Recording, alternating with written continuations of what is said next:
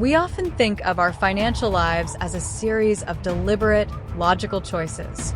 We look at charts, we compare interest rates, and we tell ourselves that if we only had more information, we would make better decisions. But money is rarely a math problem. It is a behavior problem.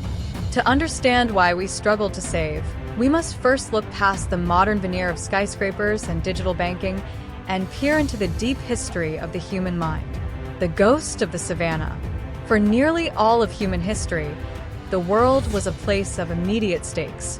Our ancestors lived in an environment where the future was a luxury they could rarely afford to consider. If you found a windfall of food, the only rational choice was to consume it. You could not invest a piece of meat for the winter. It would rot. There were no brokerage accounts in the Pleistocene. In this world, the brain developed a powerful survival mechanism that psychologists now call hyperbolic discounting.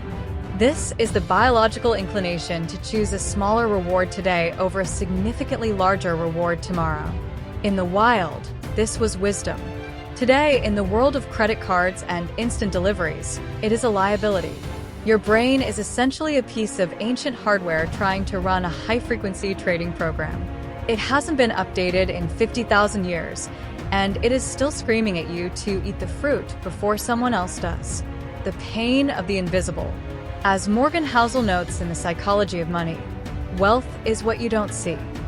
It is the cars not purchased, the diamonds not bought, and the first-class upgrades declined. But the human brain is not built to value the invisible. We are visual creatures. We evolved to respond to status, to beauty, and to the tangible signals of success because these things once meant safety and tribal belonging. When we see someone driving a $100,000 car, we see richness, the current income being spent. What we cannot see is their bank account, their debt, or the stress they feel at 3 a.m. Because wealth is a hidden asset, it is incredibly difficult to imitate. We find it easy to copy the spending habits of our neighbors because they are loud and visible, but the saving habits that build freedom remain silent and uncelebrated. The architecture of loss. Compounding our bias toward the present is a second evolutionary shadow, loss aversion. Research in behavioral economics suggests that the pain of losing $1,000 is psychologically twice as powerful as the joy of gaining $1,000. To our ancestors, a loss of resources often meant death, while a gain was merely a bonus. This creates cruel irony in the modern world. We are so afraid of the loss of missing out on a trend or a social experience that we spend our money to keep up. Yet, we are simultaneously so afraid of the loss of market volatility that we refuse to invest for the long term.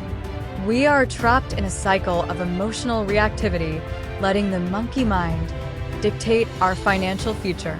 The invisible prison of mimetic desire.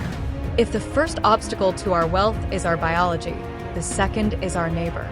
We live in a world where our desires are rarely our own. We believe we choose our clothes, our cars, and our career paths based on personal taste, but a deeper look suggests we are merely mirrors reflecting the aspirations of those around us. This is the phenomenon of mimetic desire, the architecture of imitation. The philosopher René Girard proposed a startling idea. Humans do not know what to want. Unlike animals, who are driven by simple instincts like hunger or thirst, human desire is prestige-driven. We look to a model, someone we admire or envy, and we begin to want what they want. We don't want the object. We want the status the object represents in the eyes of the model. In the modern age, this has been weaponized by the digital landscape. In the past, you only compared yourself to the people in your immediate village. Today, your village is the entire world. Every time you open a glass screen, you are bombarded with the curated highlights of the top 0.1% of earners. Your brain, still wired for the small tribe, interprets this as the standard. When you see a stranger on the internet in a private jet, a small, ancient part of your subconscious feels a sense of inadequacy. You feel you are falling behind in a race you never signed up to run. The social media hall of mirrors.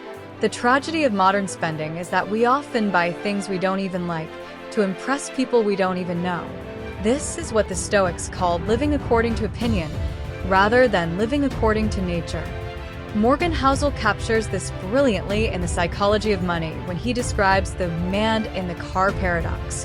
When you see someone driving a Ferrari, you rarely think, "Wow, that guy is cool." Instead, you imagine yourself in the Ferrari thinking people would think you are cool. The irony is that everyone else is doing the exact same thing. No one is looking at the driver. Everyone is imagining themselves as the driver. We spend our life's energy chasing a spotlight that is never actually pointed at us. The cost of the performance. Every dollar spent on a status symbol is a dollar of freedom traded for validation. In economic terms, this is a disastrous trade. Freedom has an infinite return on investment. It buys you time, autonomy, and peace of mind. Validation, however, has a high rate of decay. The hit of dopamine you get from a new purchase lasts only until your neighbor buys something slightly better. This is the invisible prison. We work jobs we hate to buy things we don't need to sustain an image that doesn't exist.